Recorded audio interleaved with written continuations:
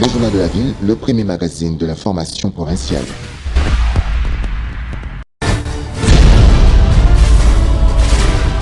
Tout de suite, le journal.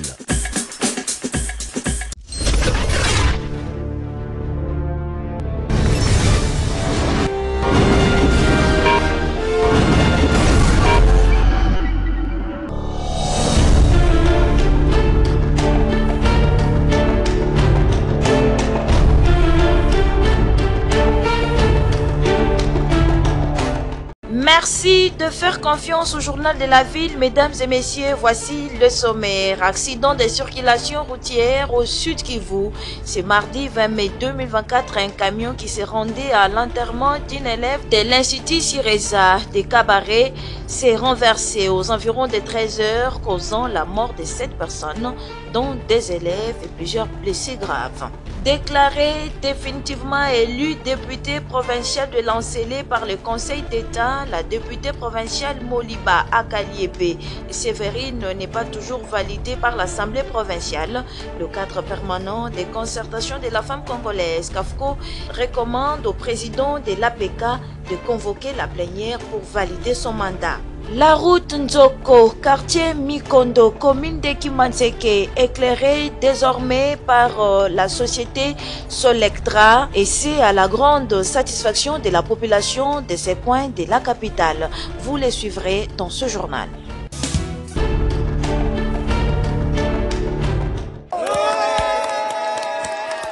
Cri de joie, liesse populaire à Mikondo, précisément sur l'avenue Zoko, où les lampadaires modernes sont en train d'être posés par la société Solectra. Et contrairement à ce qui était raconté, le contrat portant l'électrification des artères de Kinshasa s'exécute efficacement, à l'exemple de l'avenue Zoko dans la commune de Kimaseke, où les lampadaires de la nouvelle génération alimentés par des panneaux solaires sont posés et éclairent déjà cette avenue, cela à la grande satisfaction de la population. Samba Batili, responsable de la société Solectra, parle de ces projets. Djokou fait partie des 11 artères qui sont dans notre contrat. Ce soir, on a travaillé sur 6 artères, dont Djokou.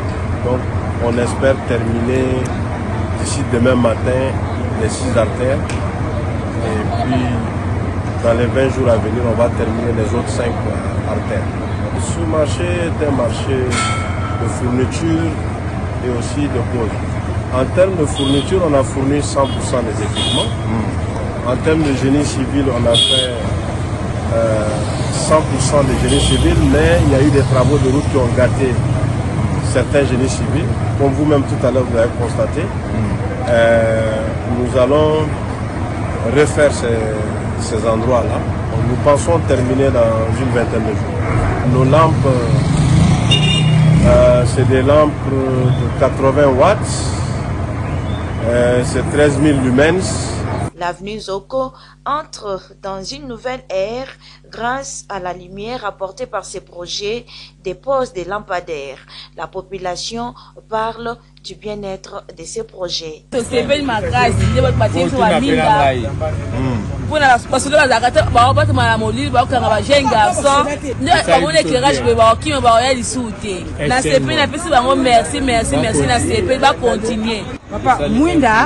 Loko le koti nazo na nzoko mingi na mikoto no tuna nzoko to ça insécurité makasi to ça insécurité okomona muto za la teni na se soda mais likola ti lamba civil mais bazo kanga bana mibali soki.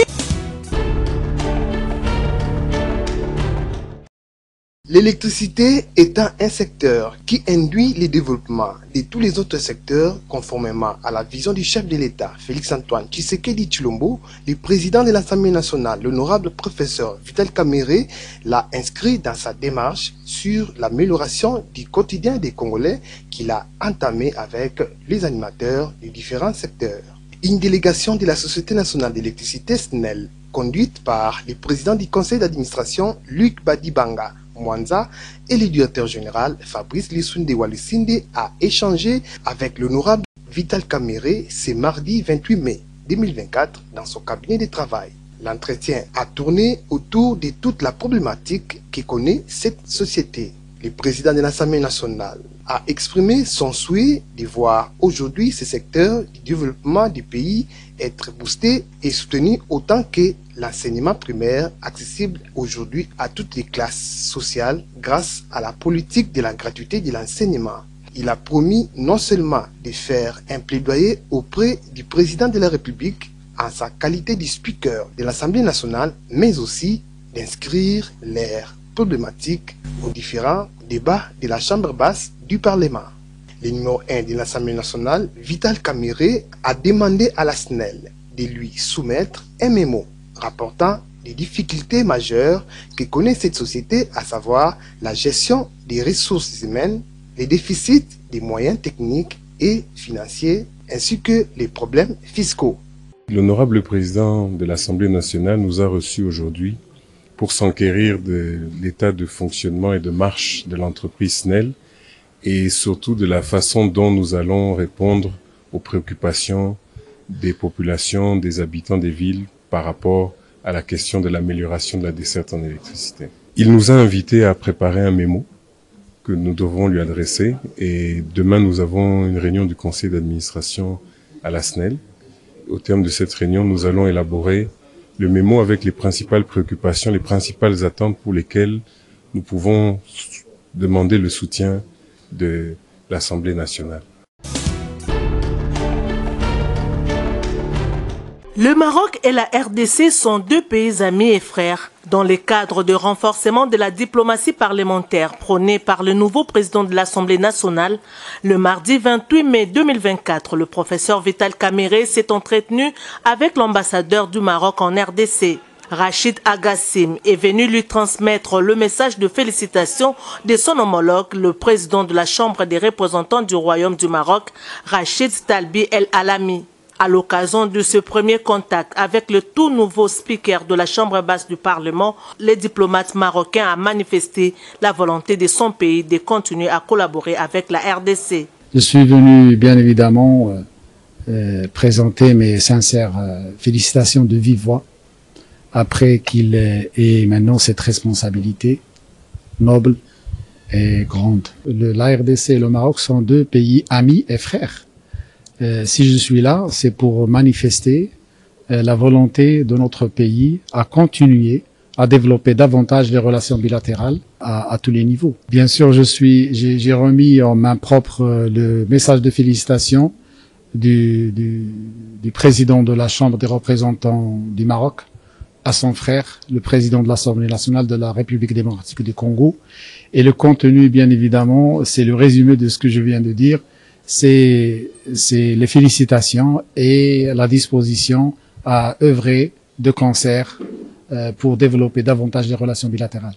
Le président de la Chambre de représentants du Royaume du Maroc a exprimé sa volonté de renforcer la relation d'amitié et de coopération entre les deux institutions législatives.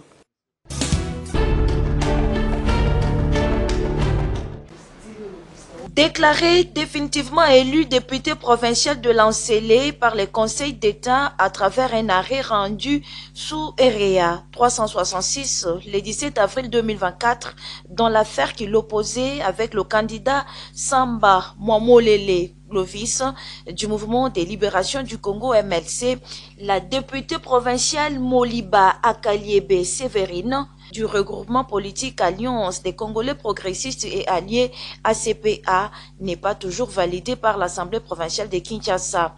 Une situation que dénonce le cadre permanent des concertations de la femme congolaise CAFCO, fêtière des organisations féminines d'obédience sociale et politique, travaillant dans l'implication des femmes dans des instances de prise de décision.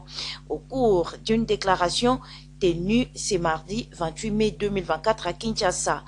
À ce jour, le mandat de l'élu Moliba Akaliebe Sévérine pose un sérieux problème de validation au niveau de l'Assemblée provinciale de Kinshasa. CAFCO dénonce les manœuvres dilatoires orchestrées par le bureau de l'Assemblée provinciale de Kinshasa qui bloquent la validation du mandat de Mme Moliba Akaliebe Sévérine dont le siège a été démocratiquement gagné avec 8300 voix contre 3150 voix du candidat Samba Mwamolele Clovis. CAFCO dénonce l'irrégularité qui a entaché l'élection du rapporteur adjoint M. Samba Mwamolele Clovis, dont l'élection était annulée par le Conseil d'État dans l'arrêt Supra.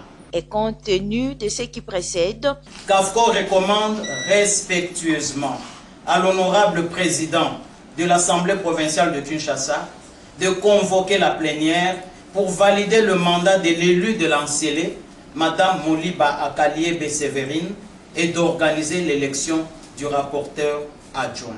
C'était également une occasion pour le CAFCO de rappeler plusieurs engagements régionaux et internationaux qui consacrent la promotion des droits de manière équitable entre les hommes et les femmes dans la gestion de la chose publique.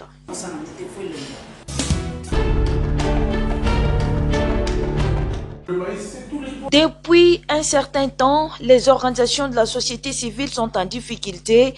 Elles peinent à jouer leur rôle d'inciter les institutions publiques à devenir plus transparentes, responsables et inclusives dans leur processus décisionnel, leurs services et leurs programmes de développement. À la base de cette situation, la guerre des leaderships, les clientélismes, népotisme, fanatisme, inféodation et j'en passe.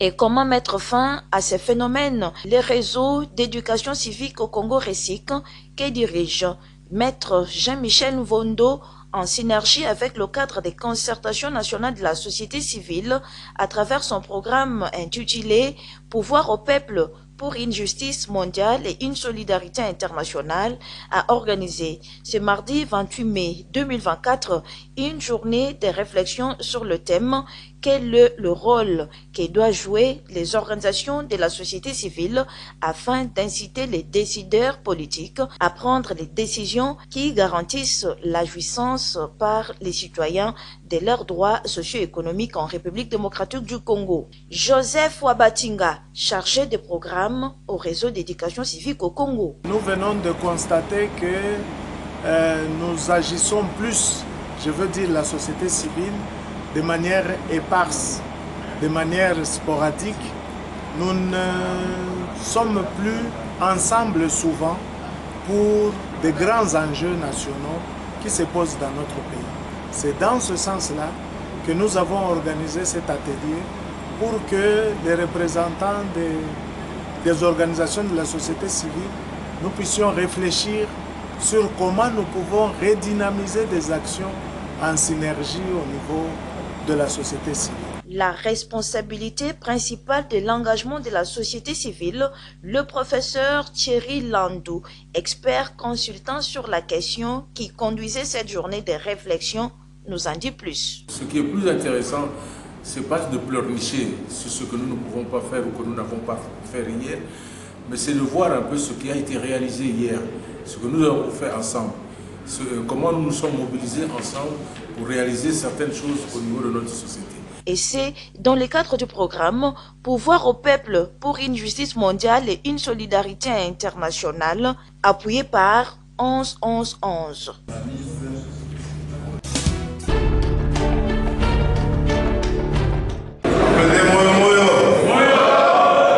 Enfin, la fumée blanche est montée au sein de la mutualité Ngolo Jachimbwa Pende du Kasaï après plusieurs tentatives ratées pour l'organisation des élections de nouveaux dirigeants de cette mutualité. Le comité de crise a réussi à mettre tout le monde d'accord pour des élections crédibles et transparentes ce dimanche 26 mai 2024 au cours d'une assemblée générale élective tenue à Kinshasa à l'espace Kagé. Désormais, la mutualité Jachimbwa sera dirigée par le chef de travaux Jean-Claude Mukanzo Mavou, président candidat unique délibéré par la majorité absolue. Vice-président, c'était Eric Ngoma Kikasa, Amos Pakassa, secrétaire général, Générose Mbombo Mbalo, trésorière, et 7 conseillers parmi Chantal Kidiata, Révérend Kibaya Lukumba Bailer, pour ne citer que cela. Très ému, le nouveau président du comité mutualité Ngolo Jashimbwa, Sete Mukanzo Mavu, lance un message fort aux membres de la communauté. Je demande à tous les Bapélés d'être réunis, d'être soudés. C'est dans l'unité qu'on devient fort. Et ce que nous voulons, c'est gagner. Gagner, c'est-à-dire obtenir tout ce qui peut permettre à notre population de se retrouver. Et je voudrais que toutes les couches de notre population, que ce soit l'élite intellectuelle, que ce soit les hommes politiques, que ce soit la population elle-même, qu'elle comprenne que c'est derrière l'unité que nous pouvons gagner, que nous pouvons aller de l'avant. Paris gagné pour le président du comité de crise, le révérend pasteur Vincent Voudissa, qui se frotte les mains pour avoir amené le comité au bon port. Aujourd'hui, nous venons de terminer notre mission. Ils doivent être comme de pères de famille, parce que quand vous dirigez une grande communauté comme la nôtre, il y a beaucoup d'égos, beaucoup de problèmes, beaucoup de difficultés. Il faut avoir toujours la capacité de transcender tout cela, agir comme de bons pères de famille, être dans l'équilibre. Présent à cette assemblée élective, l'honorable député national Guy Mafuta Kabongo, élu de Chikapa. Et là, nous avons un comité qui est accepté par tous. Je leur souhaite un futur mandat. Nous traversons une période assez difficile, non seulement au pays, mais également au sein de la communauté. Et l'unité devra faire notre force pour que nous puissions être ensemble. Pour rappel, Mutualité Ngolo Jashimbwa est un groupe qui réunit les Bapende et des Kasaïens qui vivent à Kinshasa. Ngolo Jashimbwa, l'union fait la force.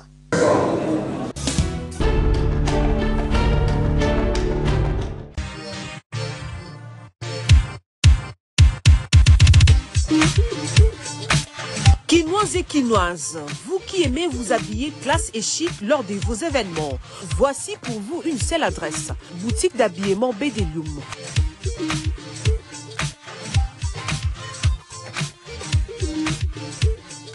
Avec ses plus de 20 ans d'expérience dans les domaines vestimentaires, vous trouverez chez Bédélium des vêtements et collections de haute gamme à un prix très abordable nulle part ailleurs.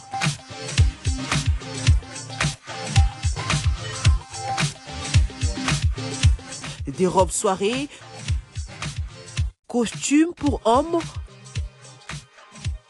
cravates, chaussures hommes et femmes, des montres, ceintures, des pantalons tissus et jeans de très bonne qualité pour vous rendre sublime. Nous sommes aussi dans la parfumerie. Nous vous offrons de parfums de marque pour vous sentir bon. Notre adresse, trouvez-nous sur l'avenue des Écuries numéro 3 à Kitambo Magasin, référence Kin Marché et Hôtel Malébo. Chez Bédélium, bon chic, bon genre.